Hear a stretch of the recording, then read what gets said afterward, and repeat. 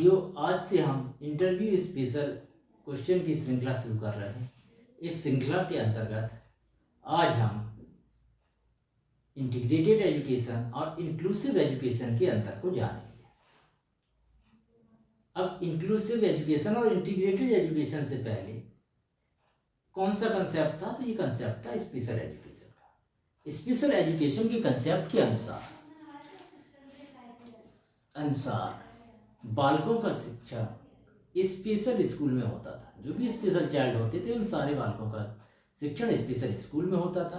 अब special school सभी जगह खोलना संभव नहीं है, अतः सभी बालकों के लिए स्पेशल स्कूल सामान्यतः घर से काफ़ी दूर हुआ करते थे और वहाँ उन्हें पढ़ने के लिए जाना जाता है। इस कमी को दूर करने के लिए समाजशास्त्रियों ने सुझाव दिया कि बालक जो है वो सभी बालक हैं, चाहे वो स्पेशल हो अथवा सामान्य। अतः स्पेशल चाइल्ड को भी, दिव्यांग बालकों को भी अपने घर के पास शिक्षा ग्रहण करने का अधिकार है, उनको भी अपने माता पिता के साथ रहने का अधिकार है। अतः इस कमी को दूर करने के लिए इंटीग्रेटेड एजुकेशन का कंसेप्ट आया। भारत में 1974 में इस योजना की शुरुआत हुई। 1975 में अमेरिका में इसे मेन स्ट्रीम एजुकेशन के रूप में जाना गया। अब जो इंटीग्रेटेड एजुकेशन थी, इस शिक्षा में विशिष्ट बालक का एडमिशन तो सामान्य विद्यालय में कर दिया जाता था, लेकिन उसके लिए कोई विशेष व्यवस्था नहीं की जाती थी। केवल उसको एक विशिष्ट कक्षा दे दी जाती थी जिसमें वो विशिष्ट कक्षा में सामान्य शिक्षक ही उसको पढ़ाता था। अब जो विशिष्ट बालक होता था उसको शिक्षा तो अलग कक्षा में दे दी जाती थी, इसके अलावा जो भी कार्य होते थे उन सारे कार्यों में जो स्पेशल चाइल्ड होता था, यानी विशिष्ट बालक होते थे और सामान्य बालक होते थे, वो सारी क्रियाएं एक साथ किया करते थे। अब इस इंटीग्रेटेड एजुकेशन के कंसेप्ट में जो समायोजन की समस्या थी तो बालक की समस्या थी कि बालक व्यक्तिगत रूप से किस प्रकार उसमें समायोजन करता है। जबकि इंक्लूसिव एजुकेशन का जो कंसेप्ट था, उस कंसेप्ट के अनुसार बालक का एडमिशन विद्यालय में करा देना ही पर्याप्त नहीं था। इसके अनुसार सारे बालक, चाहे विशिष्ट हों अथवा सामान्य हों, वो एक ही कक्षा में शिक्षा ग्रहण करते थे।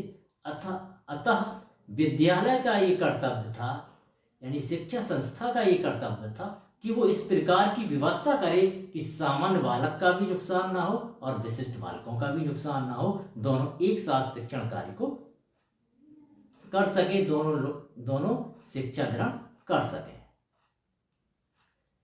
इस कारण इंटीग्रेटेड एजुकेशन थी वो न्यूनतम अवधि की प्रक्रिया थी, जबकि इंक्लूसिव एजुकेशन एक लंबी अवधि की प्रक्रिया थी, क्योंकि इसमें एडमिशन के अलावा जो विशिष्ट बालक होता था उसका सामान्य बालक में एडमिशन के अलावा विद्यालय को और सारी व्यवस्थाएं करनी पड़ती थी कि किस प्रकार विद्यालय में शौचालय होने चाहिए, किस प्रकार विद्यालय का पाठ्यक्रम होना चाहिए, किस प्रकार विशिष्ट बालक को बैठने की व्यवस्था की जानी चाहिए, उनको अगर किसी श्रवण यंत्रों की ज़रूरत है, कोई विशिष्ट यंत्रों की ज़रूरत है, उपकरण की ज़रूरत है, तो उनको किस तरह के उपकरण उपलब्ध होने चाहिए।